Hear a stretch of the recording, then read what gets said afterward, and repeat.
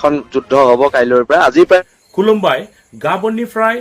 हिन्दु बांलादेशी आरो मुसलमानफोरनि हेंथायै गोख्रों सोमावसारनाय जागोन बे बाथ्राखौ बुंदों बीर लाचित खेनानि दैदेनगिरि सिंघल सरियाया बे समाव असमिया निउसाव मा फोरमायदों आरो बेजों लोगोसेनो बीर लाचित खेनानि दैदेनगिरि सिंघल सरियाया जामबुंनि गेजेरजों मा बाथ्रा फोरमायदों नोंथांमोना नैबे सुंद' भिडिअ क्लिप्सखौ जोबजासिम नायनानै ला এই মুহূৰ্তৰ আটাইতকৈ ডাঙৰ খবৰ বীৰ লাচিত থানাৰ নেতা শৃংখল চলিহাৰ ডাঙৰ ঘোষণা কৰিছে বীৰ লাচিত থানাৰ নেতা শৃংখল চলিহাৰ ফালৰ পৰা কোৱা হৈছে কাইলৈৰ পৰা মিয়া আৰু হিন্দু বাংলাদেশীৰ বিৰুদ্ধে ভয়ংকৰ আন্দোলন হ'ব পুনৰবাৰ কৈছো মিয়া আৰু হিন্দু বাংলাদেশীৰ বিৰুদ্ধে কাইলৈৰ পৰা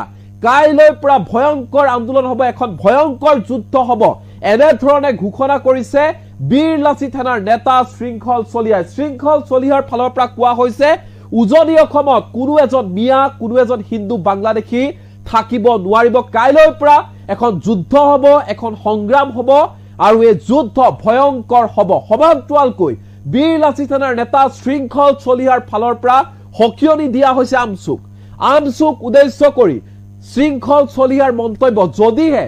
কাইলৈৰ পৰা হ'ব লগা এই যুদ্ধত এই আন্দোলনত আমচুৰ কোনোবাই জাতীয় দল সংগঠনৰ জাতীয় জনগোষ্ঠীয় দল সংগঠনৰ কোনো এজন মানুহক যদি আক্ৰমণ কৰে তেনেহলে পৰিস্থিতি কিন্তু আৰু অধিক ভয়ংকৰ হ'ব এনে ধৰণে হকিয়নি প্ৰদান কৰিছে আমচুক বীৰ লাচিত থানাৰ নেতা শৃংখল চলিহা আমচুৰ চ্যালেঞ্জ আমি একচেপ্ট কৰিছো হয় আমচু হওক ৰচিদ মণ্ডল হওক আমি সকলো বাংলাদেশী মূলৰ মানুহৰ চ্যালেঞ্জ একচেপ্ট কৰিছো আৰু এখন যুদ্ধ হ'ব কাইলৈৰ পৰা আজিৰ পৰা হৈছে শিৱসাগৰত আতাচুৰ নেতৃত্বত আৰম্ভ হৈছে এখন সংগ্ৰাম আৰু সংগ্ৰাম হ'ব কাইলৈ সকলোৱে তাত সহযোগ কৰিব কোৱা শিৱসাগৰ 30টা জাতীয় জনগোষ্ঠীয় সংগঠনৰ এটা সিদ্ধান্ত আছিলে হয় আৰু আমি সিদ্ধান্তত অটল আৰু